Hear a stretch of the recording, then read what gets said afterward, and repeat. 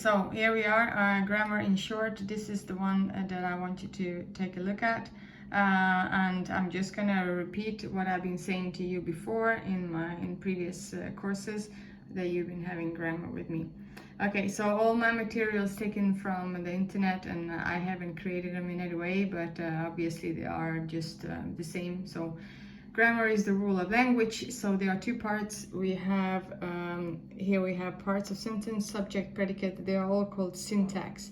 So when we are talking about, for example, part of a sentence, and we're talking about subject, predicate, object, and then we're talking about clauses and so forth. All of these things, they are called syntax.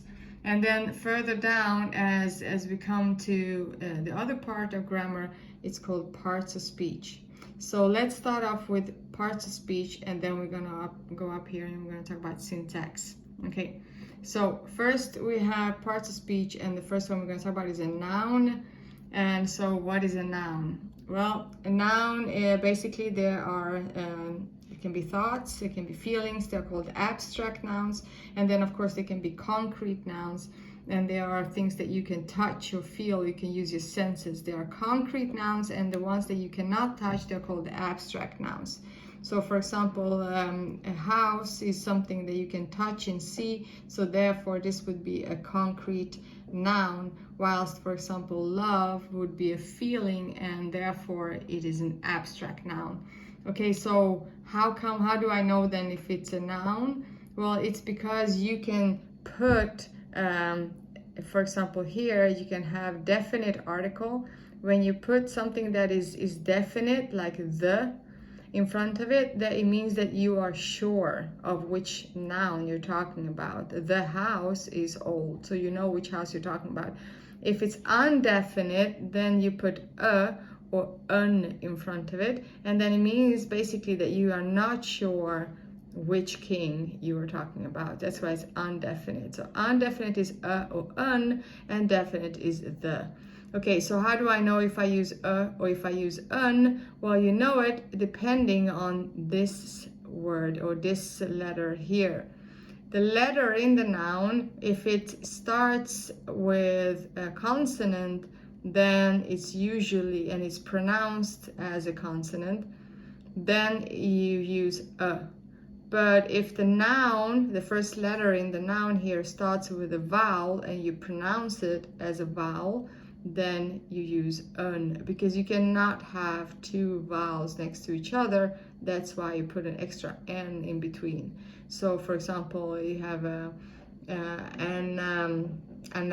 apple, because apple, for example, is a noun that starts with a, so you cannot say it, apple. You cannot have two after each other, so that's why it's an apple. However, a consonant is a k here with a king, and that's why you can have just one letter in front of it.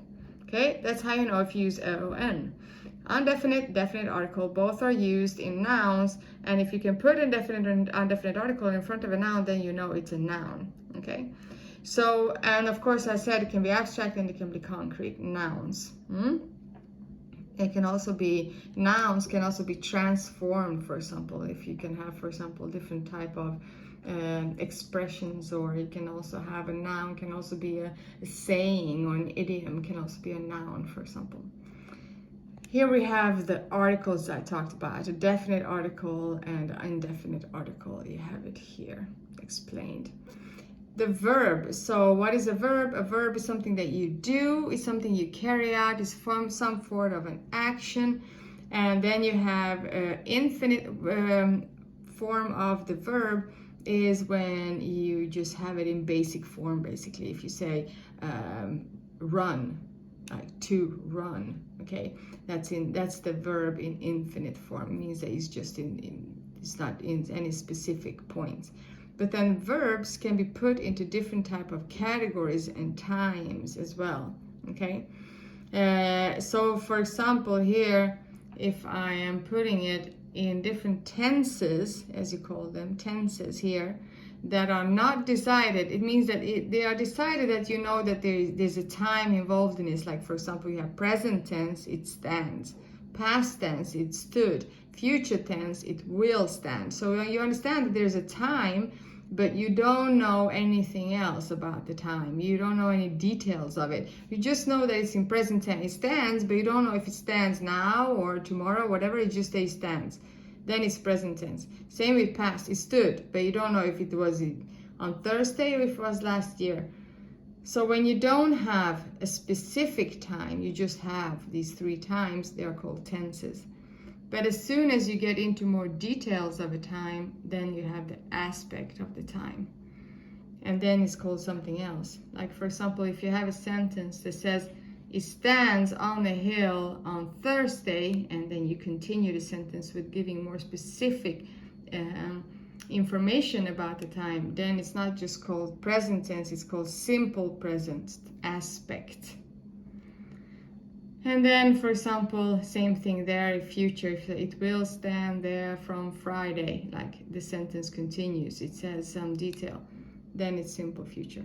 As soon as you involve has, had, or have, you see you add these extra here, then you come to a different category called perfect. And if something is progressive, then it means that the verb gets the ing form at the end. And what does the ing form at the end mean? Well, it means basically that you're getting something that is ongoing, it hasn't stopped. So for example, if you say I'm talking on the phone, it means you're still talking on the phone, you haven't stopped. Whilst you say I talked on the phone, it means you have done it and you already stopped. That's the difference between progressive and the other ones here. Okay, so don't mix it up. Verb can also have a voice, still verb. Voice means that it's active or passive. Active passive means I drive the car, I drive the car, I place the flower on the table. It means that I, the person who performs, the subject, is the one who is doing something. And if I am doing something, then the verb is active as well. So if the subject, in this form in here, I, is doing something, then the verb is also active. But if the person that it's about, the subject, is passive, like I am driven home by James, for example, and I am just passive, I'm just sitting in the back seat not driving the actual car, or I am placed somewhere, then it means that I am passive, I'm not doing anything because someone else is doing it for me, and then the verb becomes passive as well. And that's called the voice. All right? The voice can also be in present progressive and so forth. Still a voice though. Mood, 3 types of mood. Indicative, subjunctive, imperative. It's better to start from bottom. Imperative, like emperor, like emperor. You can remember it that way, like an emperor. An emperor is a king, is a Caesar or something that gives you orders. So whenever you have imperative verb, it is an order. Go to the pictures, drive the car, for example, it's an order. Subjunctive means that you are wishing something or you hope for something. Like, if I were going to the pictures, I would see this. Like, you wish it. It's not certain that it's going to happen. Like, I wish that I will go to the pictures, but I'm not sure I'm going to do it. So whenever you put in some kind of a hope or wish word connected with the verb, then you put the verb in subjunctive form. Everything else that is not subjunctive, not imperative, is indicative. So basically most verbs are indicative, okay? We skip the finite and non-finite. Adverb is talking about the verb. It says there in the name, adverb, about the verb. It's telling you how something is being performed. So if the house stands, the house standing, it is doing something, is standing. And how is it standing? Well, it's standing firmly, right? I'm running fast. How are you running? Well, fast. Whenever you're giving information about the verb, how you do something, it's called adverb, okay?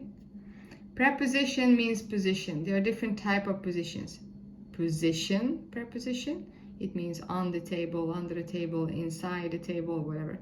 It is relation preposition. That means that your relationship between 2 people, like I got the flower from him, I gave it to him, for example. It means, for example, direction preposition. Like I was walking across the street. That's a direction. You can have time, for example, time preposition, like see you at 5:30, at 5:30. During the 19th century, right? That's time, okay? Preposition, and then you have position, relation, time, direction. Yeah, I think those are the different prepositions you need to know. Adjective is when you're describing the noun. It is telling you how the noun is. Like, for example, a green ball. The ball being the noun because you can touch it, you can see it. You can also put an article in front of it. And then a green is describing how the ball looks like, so that's why it's an adjective. Sometimes you can redo and make, for example, adjective into adverb, like she is beautiful. So then you're talking about the girl here. She is beautiful, then it's an adjective. But you can make beautiful into an adverb by adding ly. Like, for example, she sings beautifully. So I've added ly and I remade it, the adjective, and I made it into an adverb all of a sudden. Pronoun. Pronoun replaces noun instead of noun. You see, it's in the name here. Noun, pronoun instead of noun. So instead of saying the house, the dog, whatever, you just replace it with it. Okay. Different type of pronouns. Well, we have personal pronoun, personal pronoun. Personal pronoun first person, singular, is I. Personal pronoun second person, singular, it's you. Personal pronoun third person, singular, it's he, she, it. They're all singular because only one of them. Plural. Personal pronoun first person, plural, we. Personal pronoun second person, plural, you. And third here. Reflexive. Reflexive pronoun is when you reflect back. Reflexive. I see myself, I reflect back on I here. It's reflexive. People, as a group of people, help themselves. Whenever it's a self or selves, it's called reflexive. Okay? So you know what that is. Relative then. What's relative? Well, relative is also reflecting back, but not using the self and selves. Instead, you use who, that, whom, and whose on people, and you use which, that, and whose on things. When you talk about things, and this is when you talk about people, you need to know the difference here. For example, this is the man who saw me, right? This is the man who I saw. Now, what's the difference between who and whom? Is that the man is in objective form or subjective form. Objective form means you're looking at it from the outside.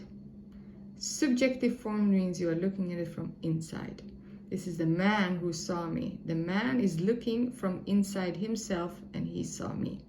This is the man who I saw. It means that I was looking at the man from the outside, putting the man in objective form. That's why you have whom there. Okay? Whose house I saw, it means that I'm talking about him as he owns the house. Okay? This is the man that I saw can also be used. You can see here, that. And the house that Jack built. Now, another thing that I forgot about, here we have a pronoun that is possessive form. Possessive pronouns here, possessive pronouns. Personal pronoun we talked about, but they can also be possessive pronouns. Like, for example, my, for example, my dog. Your dog, the dog's, its leg, our dog. Like when you possess something, you have it, then it's called possessive pronoun. So it's important that you know that too. Okay, and don't mix the possessive pronoun with genitive, because genitive belongs to noun. And what is genitive? Well, noun, it means that it's a noun, but you have the S at the end. So you say, if you, for example, say king, and the king has a castle, then you put genitive on the king by putting apostrophe and then an S, like king's castle. So the apostrophe and an S makes the noun into genitive form. He owns it. So he owns it is also owning stuff, and the possessive pronoun also owning stuff. The difference is that one is for pronouns, other one is for nouns. Don't mix that up. Relative pronoun. Demonstrative pronoun. When you demonstrate something, you show something. These, those, and so forth. This and that. This and that, singular. These and those are plural. Okay? Look at that. Interrogative pronoun, when you ask questions. Then think about interrogations. You know, who was it?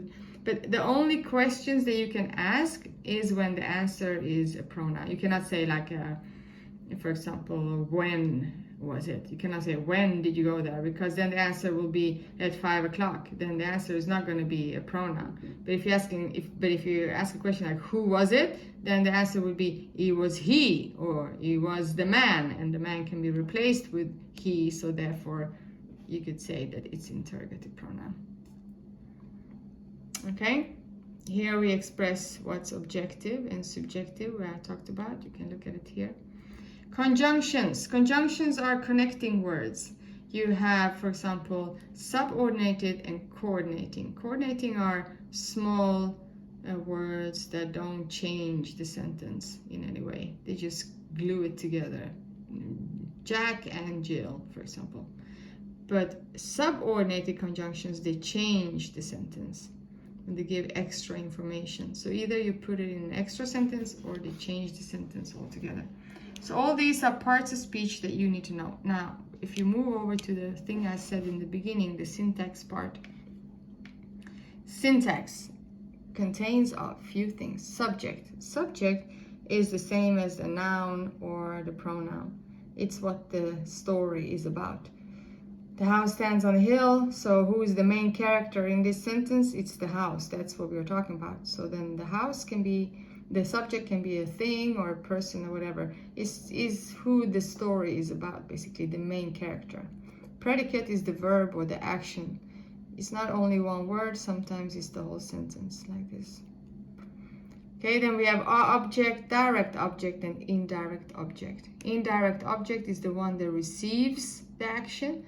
Direct object is what is being used. So for example, if I would say, she gives a flower to him, then she is the one who does it, so she's the subject. Gives, right? That's the predicate, because that's the action. A flower, right, is the direct object, because that's the one that's being used. To him, he's the one that receives this action, so he's indirect object. You need to know this difference here. Then we have clauses. Principal clause is the main clause. The main clause. I am a man, full stop. The information you're getting when it starts with the capital letter and the full stop, that's a principal clause. The subordinated clause is the extra information that you put in after the main clause. Okay? And then we have different type of clauses. Adverbial clause, noun clause, and so forth. You need to learn these as well. So these are all syntax.